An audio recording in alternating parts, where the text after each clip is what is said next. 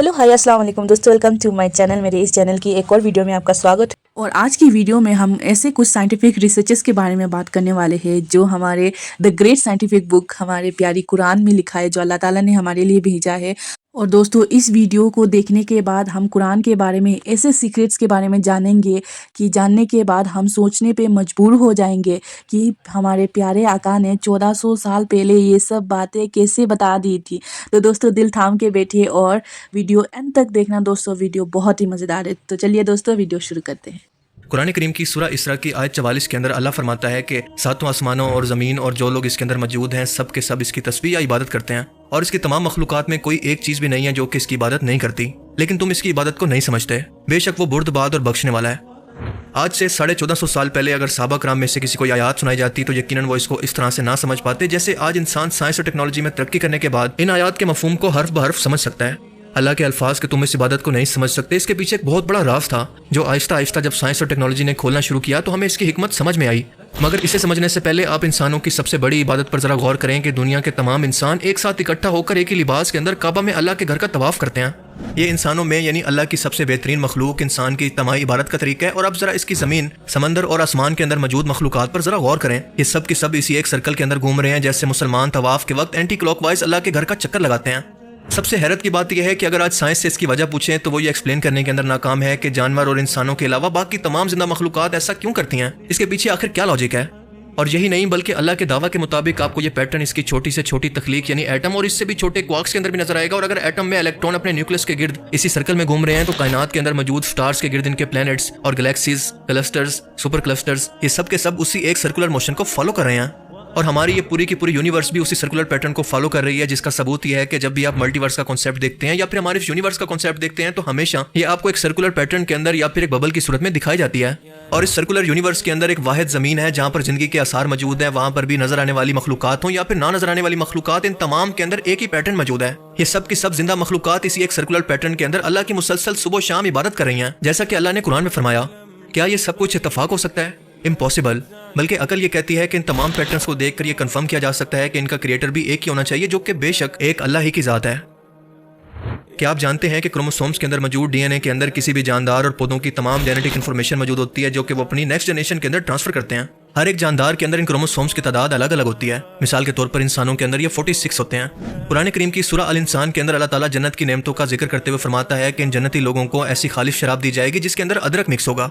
इस पूरी एक आयत के अंदर टोटल 30 लफ्ज इस्तेमाल हुए हैं और हैरत अंगेज तौर पर व्हाइट अदरक या फिर जिंजर के क्रोमोसोम्स भी 30 ही होते हैं। अनार के लिए एक आयत के अंदर टोटल 18 लफ्ज इस्तेमाल हुए हैं और हैरत अंगेज तौर पर अनार के क्रोमोसोम्स भी 18 ही होते हैं। बिल्कुल इसी तरह से कुरान करीम की एक आयत के अंदर पंपकिन के लिए 20 लफ्ज इस्तेमाल हुए हैं और इसके भी क्रोमोसोम्स 20 ही होते हैं।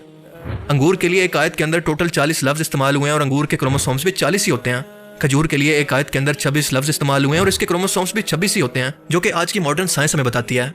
आपको क्या लगता है कि क्या किसी किताब के अंदर इस कदर इत्तफाक मुमकिन है जब तक कि वो किताब अल्लाह की तरफ से नाजिल ना हुई हो या अल्लाह का कलाम ना हो? सुभान अल्लाह, अल्लाह ताला अपनी निशानियों से किस कदर ज़ाहिर है।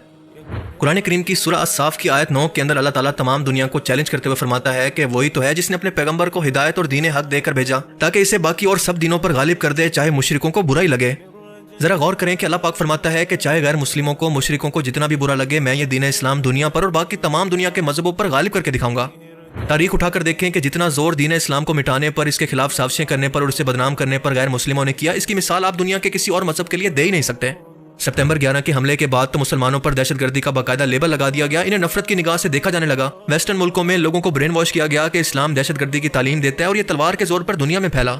लेकिन हमने देखा कि आज भी इन तमाम कोशिशों का रिजल्ट बिल्कुल उलट निकल रहा है कि आज भी दुनिया के अंदर इस्लाम वो वाहिद मजहब है जो कि दुनिया के अंदर सबसे तेजी से फैल रहा है।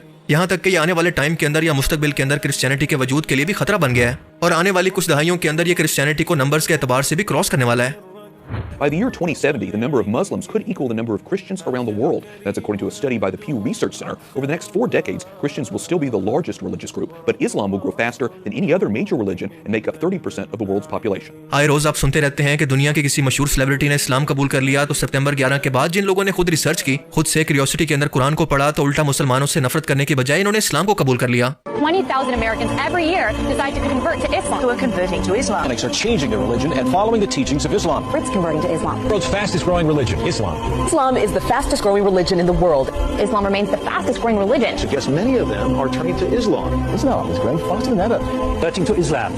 100,000 converts now is converting to Islam. And Christianity will be surpassed by Islam as the world's largest religion. बेशक ये अल्लाह की इस आयत और चैलेंज का जिंदा मौजज़ा है जो कि हमारे सामने, हमारी नज़रों के सामने मौजूद है।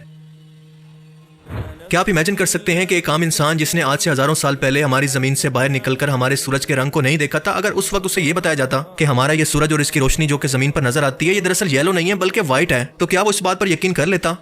जी हाँ, आज सैटेलाइट के जरिए जमीन से बाहर निकलकर हम इसका ऑब्जर्वेशन कर चुके हैं और साइंस इस बात को कंफर्म कर चुकी है कि सूरज और इसकी रोशनी सफेद है, लेकिन जमीन पर आते हुए डस्ट पार्टिकल से टकराकर ये बिखर जाती है और हमें जमीन पर ये येलो नजर आती है, खास तौर पर शाम के वक्त।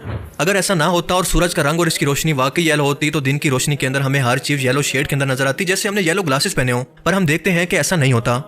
सूरज की सफेद रोशनी से जो पार्टिकल्स टकराते हैं वो ब्लू और वोलेट रंग को ज्यादा बखेरते हैं, जिनकी वेवलेंथ कम होती है, और इसी कम वेवलेंथ की वजह से इसका असर हमें सिर्फ आसमान की हदूद तक ही नजर आता है, इसका असर नीचे तक हमें ट्रांसफर होता नजर नहीं आता। People say the sun is yellow. No, it's not. It's white. If the sun were yellow, just think this through. If the sun were yellow, then in broad daylight, snow would be yellow. But generally, it's not, right? When the sun sets, its light is heavily attenuated by dust in the atmosphere. These particles in the air scatter blue light out of the sun. लेकिन इस सूरज, इस सितारे का खालिक 1400 साल पहले बिना किसी satellite observation के हकीकत इंसानों को ऐसे बयान करता है कि सूरह अल बकरा के अंदर फरमाता है कि रोजा के लिए तब तक सहरी खाओ पियो जब तक सूरज की सफेद रोशनी अंधेरे को खत्म ना कर दे। अल्लाह अकबर। यानी अल्लाह ताला फरमा रहा है कि सूरज और इसकी रोशनी येलो नहीं है बल्कि व्हाइट है। आप जरा सोच कर देखें कि अगर कोई इंसान ये कलाम लिख रहा होता तो वो सबसे पहले कॉमन सेंस की बात है कि अपनी ऑब्जर्वेशन पर यकीन रखता, जो कुछ उसको अपनी आंखों से नजर आ रहा होता वो सबसे पहले उसी पर यकीन करता, और उसके मुताबिक इस रोशनी को येलो होना चाहिए था, ना कि व्हाइट।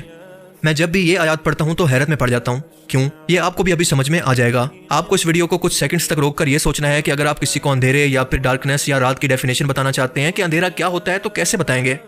आप जितना भी सोच लें इसका जवाब सिर्फ और सिर्फ एक ही है कि डार्कनेस या अंधेरा और कुछ नहीं बल्कि एब्सेंस ऑफ लाइट या फिर रोशनी की गैर मौजूदगी को कहते हैं। इसकी और कोई वजाहत हो ही नहीं सकती। क्या हिकमत है कुरान करीम की एक एक लाइन के अंदर। दोस्तों इस वीडियो की क्रेडिट जाता है हंसी टीवी को, वो बहुत ही अच्छी अच्छी वीडियोस बनाते हैं, आप जाके चेकआउट कर सकते हैं। और दोस्तों आप सब ने एक बात नोटिस की कि हम मुसलमान जैसे काबा की तवाफ़ करते, अल्लाह की इबादत करते हैं, वैसे ही जानवर और सूरज, चांद, स्टार्स, कायनात की जितनी भी मखलूक है सब अल्लाह की इबादत करते हैं। बेशक दोस्तों कुरान अल्लाह की ही भेजी गई किताब है। तो दोस्तों अगर वीडियो अच्छी लगे तो प्लीज़ लाइक करना, शेयर करना, सब्सक्राइब करना। अल्लाह हाफ़िज़।